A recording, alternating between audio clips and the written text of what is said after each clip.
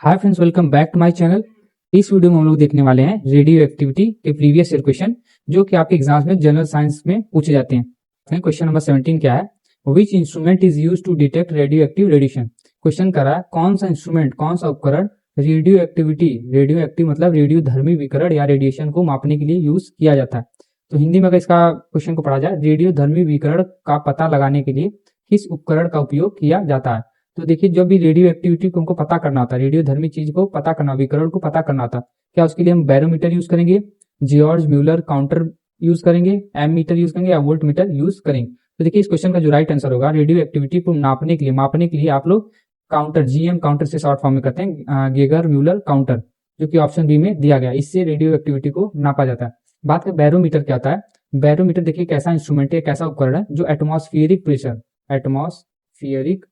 Pressure जो आपका वायुमंडलीय दबाव है उसको मापने के लिए बैरोमीटर का यूज किया जाता है। वही बात है एम मीटर किसके लिए यूज किया जाता है? इलेक्ट्रिक करंट, जो भी इलेक्ट्रिक करंट है, विद्युत है, उसको मापने के लिए किस चीज का यूज करेंगे? एम मीटर का यूज करेंगे।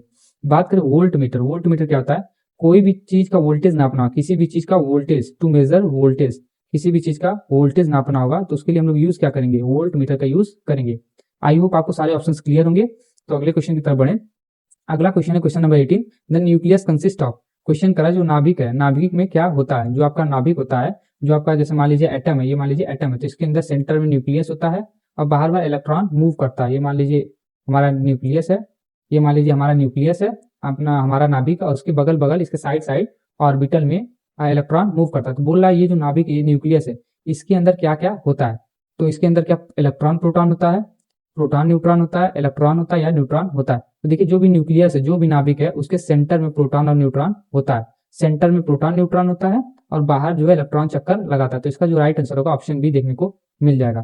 तो अगले क्वेश्चन की बात करें, क्वेश्चन नंबर 19 है which radiation is not affected by magnetic field. Question करा है कौन सा रेडिएशन चुंबकीय क्षेत्र, मैग्नेटिक फील्ड से इफेक्ट नहीं होता है। कौन सा ऐसा रेडिएशन था अल्फा बीटा गामा में से जो मैग्नेटिक फील्ड से इफेक्ट नहीं होता, चुंबकीय कण से इफेक्ट नहीं होता?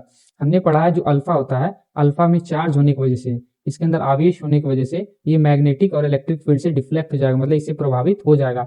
इसके अंदर आवेश होने की वजह से ये जो है चुंबकीय और इलेक्ट्रिक फील्ड, जो विद्युत तरंगे, उससे इफेक्ट मतलब डिफ्लेक्ट हो जाएगा। वही बात है बीटा के अंदर भी चार्ज होता है, इसकी वजह से ये भी डिफ्लेक्ट हो जाएगा, ये भी प्रभावित होगा। लेकिन यहाँ पे जो आपका गामा है, गामा के अंदर कोई भी चार्ज, कोई भी आवेश नहीं होता, इसके अंदर चार्ज नहीं होता, इसके वजह से इसके अंदर कोई भी डिफ्लेक्शन नहीं होगा। ये नहीं इलेक्ट्रिक फील्ड से मूव होगा, मतलब इलेक्ट्रिक फील्ड इसका कुछ बिगाड़ पाएगा या अफेक्ट कर पाएगा, नहीं इसका मैग्नेटिक फील्ड। तो इसका जो राइट आंसर होगा ये ऑप्शन सी गामा देखने को मिल जाएगा। गामा एक ऐसा रेडिएशन है अल्फा बीटा गामा में जो कि ना ही इलेक्ट्रिक फील्ड ना ही मैग्नेटिक फील्ड से इफेक्ट होगा। वहीं अल्फा बीटा आपका इलेक्ट्रिक मैग्नेटिक फील्ड से हो जाएगा, वहीं पे प्रोटॉन भी पॉजिटिव चार्ज होता है, जिसकी वजह से इसके ये भी मैग्नेटिक और इलेक्ट्रिक फील्ड से डिफ्लेक्ट या अफेक्ट हो सकता है। तो आई होप आपको सारे ऑप्शन क्लियर हो गए। तो अगले क्वेश्चन की बात करें। अगला question, question number 20। Curie is unit of. Question करा जो आपका क्यूरी है, क्यूरी किसका यूनिट है? क्यूरी किसका यूनिट है? देखिए, ये शब्द जो क्यूरी है ये उठाया गया है किसी के नाम से, वो किसका नाम है? Madam Curie. मैडम क्यूरी कौन थी? ये जो थी, ये आपके जो रेडियो एक्टिविटी के फादर है, मतलब जो हमारे बैकुरल साहब हैं, उनके असिस्टेंट थे। असिस्टेंट मतलब कर सकते हैं, मतलब जो भी लेबोरेटरी में कोई भी रिसर्च हो रहा है तो उनके साथ जो रहते हैं, ये थी। तो इनके नाम पे क्यूरी किसका यूनिट है? तो ये पूछा गया, क्या ये रेडिएशन इंटेंसिटी का है, रेडियो एक्टिविटी का है, एनर्जी का है या वोल्टेज का? तो इसका जो राइट आंसर होगा रेडियो एक्टिविटी होगा। जो क्यूरी है आपका ऑप्शन भी रेडियो एक्टिविटी का यूनिट रहने वाला है। तो आई होप आपको क्लियर होगा। तो अगले क्वेश्चन की तरफ बढ़े। अगला क्वेश्चन है question number 21। Which radio active gas is use in cancer treatment. Question करा है कौन सी ऐसी गैस है, कौन सी ऐसी रेडियो एक्टिव गैस है, रेडियो धर्मी गैस है जो कि कैंसर के ट्रीटमेंट, जो आपका कैंसर होता है उसके ट्रीटमेंट में यूज किया जाता है। क्वेश्चन है वो पढ़े, कैंसर उपचार में प्रयुक्त रेडियो धर्मी गैस कौन सी है? बोला जो कैंसर उपचार है उसको ठीक करने के लिए कौन सी रेडियो धर्मी गैस का यूज करते हैं? क्या वो रेडॉन होता है, हीलियम होता है, नियॉन होता है या आर्गन होता है? तो यहाँ पे अगर आप थोड़ा सा ध्यान दें तो यहाँ पे आप पाएंगे ये जो तीनों ऑप्शन है ये सब रेडियो एक्टिव नहीं होते। यहाँ पे रेडियो एक्टिव बताना है तो ये सब रेडियो एक्टिव नहीं होते। वही बात है रेडॉन, रेडॉन एक रेडियो एक्टिव एलिमेंट है, रेडियो धर्मी तत्व है, इसकी वजह से इसका जो आंसर हो जाएगा रेडॉन रहने वाला, जो कि ऑप्शन ए में दिया गया है। तो जो भी कैंसर होता है उसके ट्रीटमेंट के लिए रेडॉन गैस का यूज किया जाता है। तो अगले क्वेश्चन की तरफ बढ़े। अगला क्वेश्चन है question number 22। Which isotope is use in treatment of thyroid disease. Question कर रहा है जो आपका थायराइड डिजीज होता है, थायराइड डिजीज होता किससे है, ये थायराइड जो थायराइड ग्लैंड से बना, थायराइड आपकी जो गले में होता है थायराइड ग्लैंड उससे बना है। तो जब भी थायराइड डिजीज हो जाता है तो उसके ट्रीटमेंट में किसका आइसोटोप का यूज करते हैं, किस समस्थानिक का उपयोग करते हैं, वह हिंदी भी पढ़ लें। थायराइड रोग के उपचार में कौन सा समस्थानिक उपयोग किया जाता है, तो क्या है वो आयोडीन 131 यूज किया जाता है, कार्बन 14, यूरेनियम 235 या कोबाल्ट 60 यूज किया जाता है। तो जो इसका राइट आंसर होगा, जब भी थायराइड होगा, थायराइड के केस में आपका आयोडीन यूज किया जाएगा। देखिए थायराइड हमारे गले में यूज मतलब गले में होता है, मतलब इसका जो थायराइड ग्लैंड होता है ये गले में पाया जाता है। तो थायराइड के लिए आयोडीन जरूरी होता है, इससे बचने के लिए, थायराइड डिजीज से बचने के लिए आयोडीन यूज होता है। मान लीजिए किसी को थायराइड डिजीज हो गया तो उसके लिए कौन सा यूज करेंगे आइसोटोप, तो आयोडीन 131 यूज करेंगे, जो कि ऑप्शन ए में दिया गया। तो अगले क्वेश्चन की तरफ बढ़े। अगला question, question number 23, which isotope is use for carbon dating. Question करा जो आपका कार्बन डेटिंग है, कार्बन डेटिंग होता क्या है, किसी भी चीज का आयु पता करनी है, एज पता करना, वो कितना पुराना है, उस चीज को पता करने के लिए हम लोग कार्बन डेटिंग का यूज करते हैं। तो क्वेश्चन बोल रहा है कौन सा ऐसा आइसोटोप है, कौन सा ऐसा सबस्थानिक है जो कि कार्बन डेटिंग के लिए यूज किया जाता है। हिंदी में एक बार पढ़ लें, ट्रांसलेट कर लें। कार्बन डेटिंग में किस समस्थानिक का उपयोग होता है, क्या वो कार्बन 12 होता है, कार्बन 13 होता है, कार्बन 14 होता है या कार्बन 16 होता है। तो देखिए इसका जो राइट आंसर होगा, जो भी आपका कार्बन डेटिंग है, किसी भी चीज की आयु पता करनी है तो उसके लिए हम लोग कार्बन 14 का यूज करेंगे, कार्बन 14 का यूज करेंगे, जो कि एक आइसोटोप होता है, आइसोटोप होता है कार्बन का। ये कार्बन का बहुत सारे आइसोटोप है, मतलब एक तो C12 होता है, एक C13 होता है, एक C14।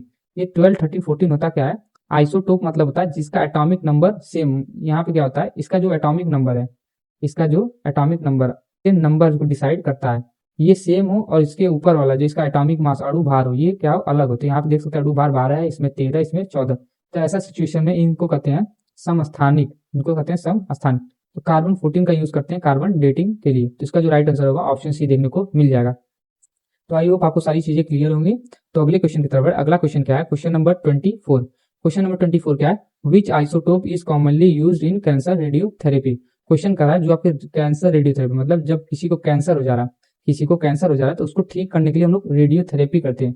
तो उस समय किस आइसोटोप का यूज करते हैं, किस समस्थानिक का यूज करते हैं, कौन सा एलिमेंट है जिसका यूज करके हम लोग कैंसर को रिमूव करते हैं रेडियोथेरेपी के माध्यम से। क्या वो यूरेनियम 238 है, कोबाल्ट 16 है, रेडियम 226 है या थोरियम 226 है। देखिए जब भी आपका कैंसर रेडियोथेरेपी आएगा तो उसके लिए हम लोग कोबाल्ट 60 का यूज करते हैं, जो कि ऑप्शन बी में दिया गया। ये देखिए कोबाल्ट का एक आइसोटोप रहने वाला, कोबाल्ट का एक आइसोटोप है।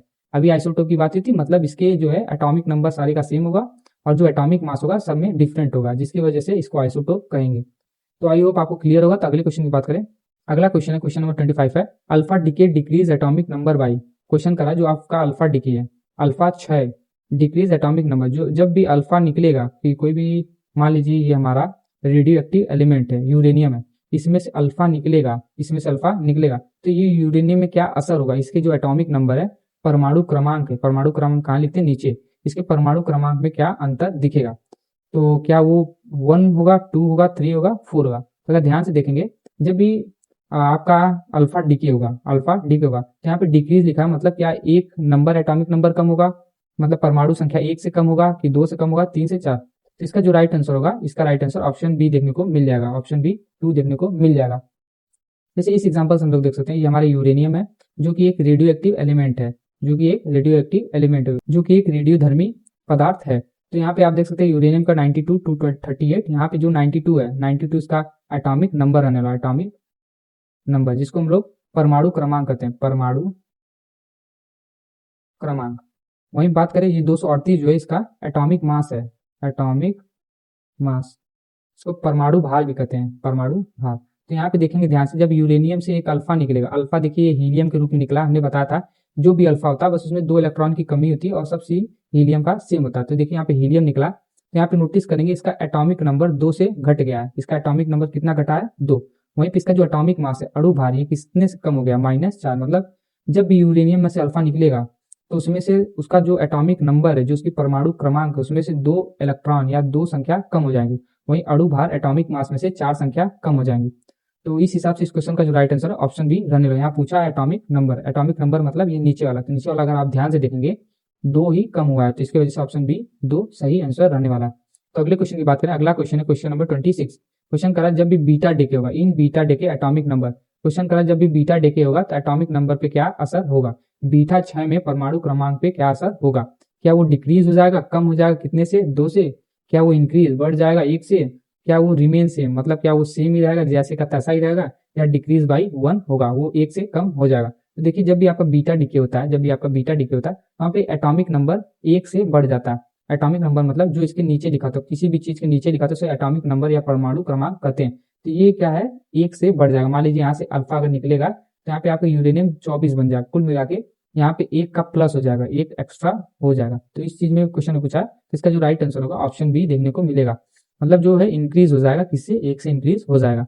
तो अगले क्वेश्चन की बात करें, अगला क्वेश्चन है question number 27, gamma emission changes. Question करा जो आपका गामा इमिशन है, जब भी आपका गामा निकलता है तो उसमें, सॉरी ये गामा नहीं अल्फा है, जब भी आपका गामा निकलता है तो उसमें क्या चेंजेस आते हैं, उसमें क्या क्या बदलता है, गामा उत्सर्जन में क्या बदलता है, क्या मास नंबर बदलता है, जो आपका परमाणु भार है वो बदलता है, क्या एटॉमिक नंबर परमाणु संख्या बदलती है, क्या दोनों नहीं बदलता, एटॉमिक नंबर एटॉमिक मास परमाणु संख्या परमाणु भार भी नहीं बदलता, क्या दोनों बदलता है, एटॉमिक नंबर बदलता है और एटॉमिक मास मतलब परमाणु संख्या परमाणु भार बदलता है। तो इसका जो राइट आंसर होगा, जब भी गामा डिके होगा, गामा किसी भी रेडियो एक्टिव चीज से निकलेगा तो वहां पे कोई भी चेंज नहीं आएगा, न ही एटॉमिक नंबर में, परमाणु संख्या में, न ही एटॉमिक मास परमाणु भार में। तो इसका जो राइट आंसर होगा ऑप्शन सी देखने को मिल जाएगा, ऑप्शन सी एटॉमिक, न ही उसका एटॉमिक नंबर बदलेगा न ही एटॉमिक मास बदलेगा। तो इसका जो राइट आंसर ऑप्शन सी देखने को मिल जाएगा। आई होप आपको सारी चीजें क्लियर होंगी। तो अगले क्वेश्चन पर बढ़े, अगला क्वेश्चन है question number 28, which element was discovered by Marie Curie. Question करा जो मैरी क्यूरी है इनके द्वारा क्या खोजा गया, कौन सा तत्व तो सबसे पहले इनके द्वारा खोजा गया था या ढूंढा गया था। तो क्या वो पोलोनियम था, सोडियम था, आयरन था या सिलिकॉन था। ये देखिए प्रीवियस ईयर क्वेश्चन है, ये बहुत बार पूछा गया कि जो मैडम क्यूरी के थ्रू कौन सा एलिमेंट फाइंड किया गया, कौन सा एलिमेंट खोजा गया है, क्या वो पोलोनियम, सोडियम, आयरन या सिलिकॉन। इसका जो राइट आंसर ऑप्शन ए देखने को मिल जाएगा, पोलोनियम। मैडम क्यूरी ने सबसे पहले जो एलिमेंट खोजा था, रेडियो एक्टिव रेडियो धर्मी जो एलिमेंट पदार्थ खोजा था वो क्या था, पोलोनियम था।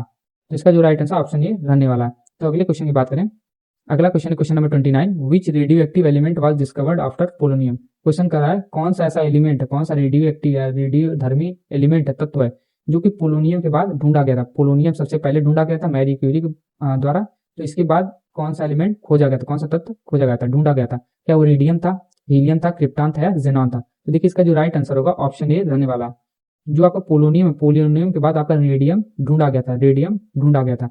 रेडियम को आप लोग ने देखा होगा कहाँ कहाँ, मैं बता रहा हूँ। जैसे जो रात में चमकने वाली चीज होती है ना, मान लीजिए जो रोड पे लगा होता है सिग्नल सिग्नल के लिए बोर्ड लगा होता है, साइन बोर्ड, तो उसमें आप देखेंगे, उसमें आप देखेंगे कि उसमें जो है कि रात में जब कोई भी बाइक या फोर व्हीलर जाता है तो वो साइन करता है, चमकता है, वो किस वजह से होता है, रेडियम की वजह से चमकता है।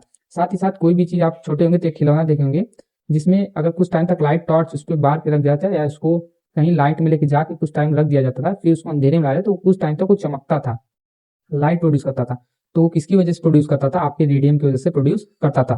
तो अगले क्वेश्चन की बात करें, क्वेश्चन नंबर 30 है, the mass number decrease by in alpha decay. Question करा जब भी अल्फा डिके होगा, अल्फा क्षय होगा तो द्रव्यमान संख्या कितनी घटती है, जो आपका द्रव्यमान संख्या कितना घटेगा। तो हमने प्रीवियस क्वेश्चन में बात किया था, जो आपका यूरेनियम 92 235 होता है, जब इसमें से अल्फा किरण निकलता है, अल्फा मतलब हीलियम निकलता है, इसको अल्फा से डिनोट करते हैं, तो इसका जो है यूरेनियम तो यूरेनियम होता है, इसका 2 एटॉमिक मास हो जाता है, सॉरी यहाँ पे अल्फा निकल रहा है, यहाँ पे जब भी अल्फा निकलेगा, एक अल्फा निकलेगा तो यहाँ पे इसका 2 एटॉमिक नंबर कम हो जाएगा, इसका एटॉमिक नंबर 2 कम हो गया, आप देख सकते हैं, जिसकी परमाणु संख्या 2 से घट जाएगी। वहीं जो इसका एटॉमिक मास है, परमाणु भार, ये 4 से घट जाता है, कितने से, 4 से, मतलब 231 हो जाएगा। यहाँ पे कितने कमी हो रही है, 4। तो ये क्वेश्चन पूछा है मास नंबर, जो आपकी परमाणु मतलब परमाणु का द्रव्यमान है, भार है, ये कितने से कम होगा, 1 से होगा, 2 से होगा, 3 से होगा या 4 से होगा। तो इसका जो राइट आंसर होगा 4 रहने वाला, जो कि ऑप्शन डी में दिया गया।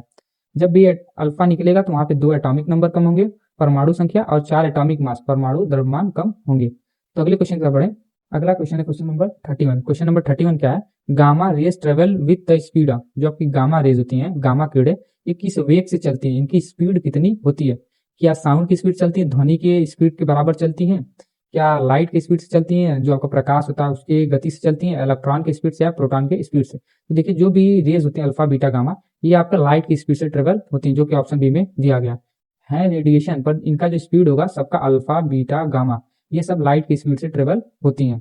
तो आई होप क्लियर हो गया। तो अगले क्वेश्चन की तरफ बढ़ते हैं। अगला क्वेश्चन है question number 31, radio activity is unaffected bye. Question करा है जो आपका रेडियो धर्मिता है, जो आपका रेडियो एक्टिविटी है वो किससे प्रभावित नहीं होता, वो किस चीज से प्रभावित नहीं होता, किस चीज से अफेक्ट नहीं होता।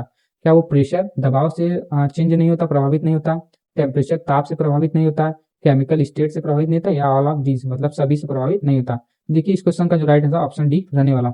जो आपका रेडियो एक्टिविटी है वो ना ही प्रेशर से इफेक्ट होगा, नहीं टेम्परेचर, नहीं केमिकल स्टेट से इफेक्ट होगा। वो इफेक्ट होता है उसका मतलब नेचुरल प्रोसेस है, मतलब जो भी चीज से वो बना है उसके उसी की तरह वो इफेक्ट करेगा। मान लीजिए कोई यूरेनियम है, तो यूरेनियम का फिक्स है कि इसी मतलब इतने टाइम पे ये इफेक्ट मतलब ये अल्फा बीटा गामा निकालेगा। इस पे कोई भी रेडियो एक्टिविटी का यहाँ पे नई प्रेशर टेम्परेचर और केमिकल स्टेट का यूज कर सकते हैं। तो अगले क्वेश्चन की बात करें, क्वेश्चन नंबर 33 है which nucleus undergoes fission easily. Question कर रहा है कौन सा नाभिकी आसानी से विखंडित होता है।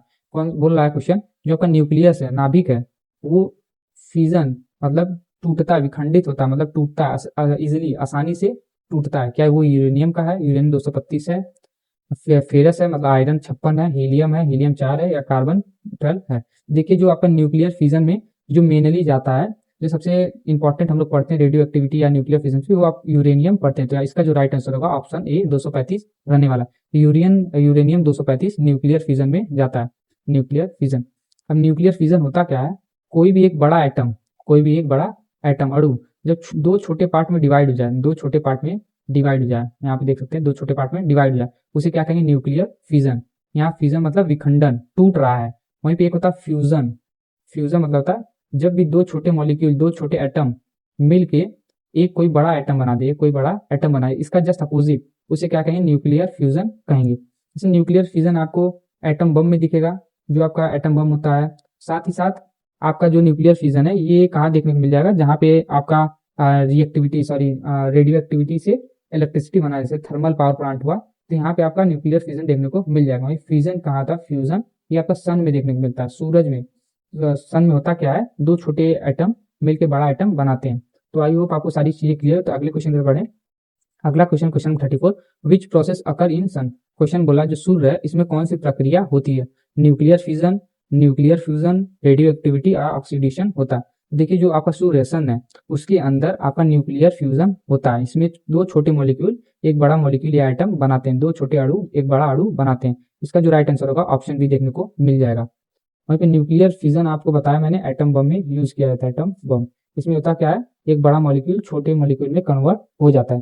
तो अगले क्वेश्चन की बात करें, अगला क्वेश्चन है question number 35, radio activity decay follow. जो आपकी रेडियो धर्मिता है, रेडियो धर्मिता 6 किस नियम का पालन करती है, ये किस लॉ को फॉलो करती है।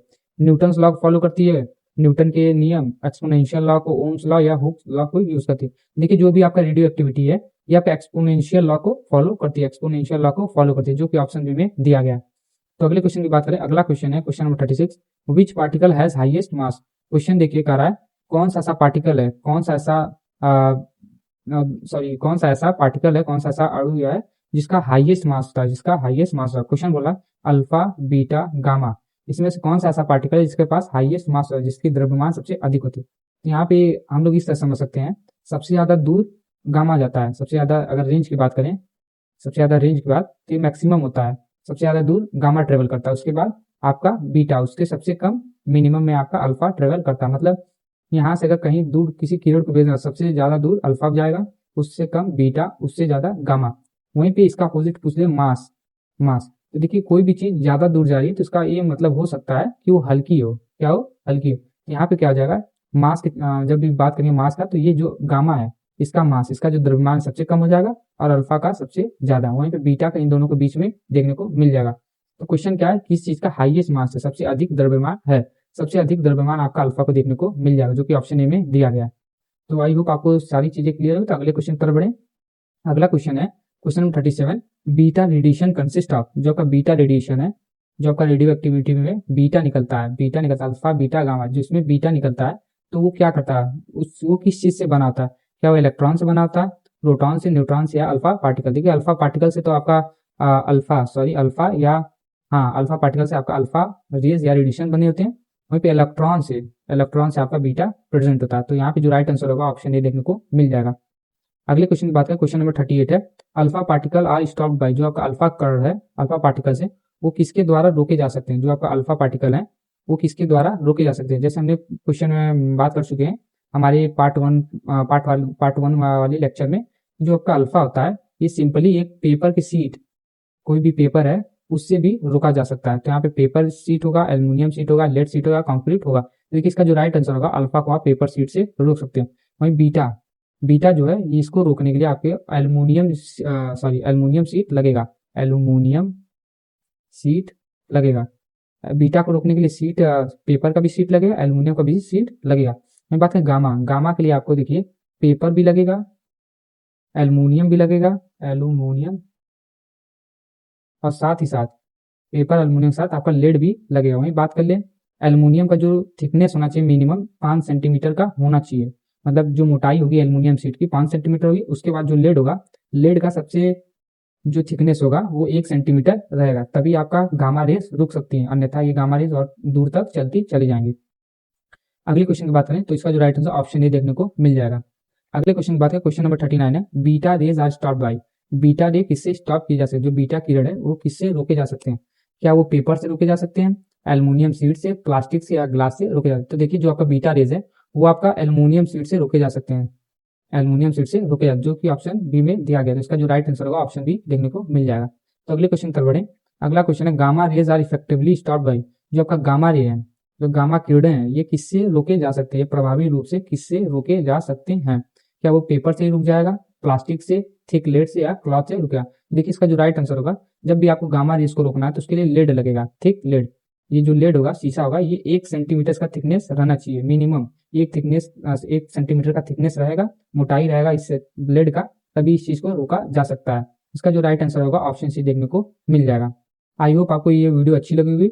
अगर वीडियो अच्छी लगी तो वीडियो को लाइक करें और चैनल को जरूर सब्सक्राइब करें, जिससे कि मैं और सारी वीडियोज आपके लिए लाता रहूं। Thank you.